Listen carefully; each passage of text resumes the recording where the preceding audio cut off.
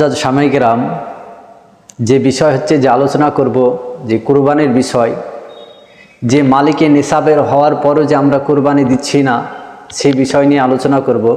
হাদিস শরীফের মধ্যে বর্ণনা করা হয়েছে যে হযরতে আবু হুরায়রা রাদিয়াল্লাহু তাআলা আনহু বর্ণনা করছেন, রাসূল পাক সাল্লাল্লাহু তাআলা সাল্লাম বলছেন যে ব্যক্তি মালিকে নিসাবে হওয়ার পরও যদি কুরবানি না দেয় ওই ব্যক্তিকে বলা হচ্ছে যে ঈদগাহার কাছে জানে না যায়।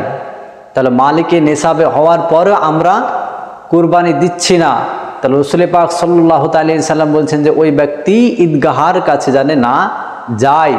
তাহলে কুরআনুল মাজিদের মধ্যে বর্ণনা করা হয়েছে 30 পারা সূরা কাউসার, ফাসাল্লি লিরাব্বিকা ওয়ানহার, আল্লাহকে নিয়ে নামাজ পড়ো এবং কুরবানি করো। তাহলে আমরা মালিকে নিসাব হওয়ার পরেও আজ আমরা কুরবানি করছি না মুসলমান, তাহলে দেখুন কোন যুগ আসছে।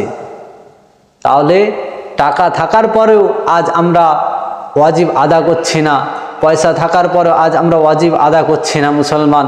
তাহলে আজ আমরা যে কোরবানি করছি এই কোরবানি প্রতিটা মুসলমানের প্রতি মালিকে নিসাবের প্রতি আমাদেরকে ওয়াজিব করা হয়েছে।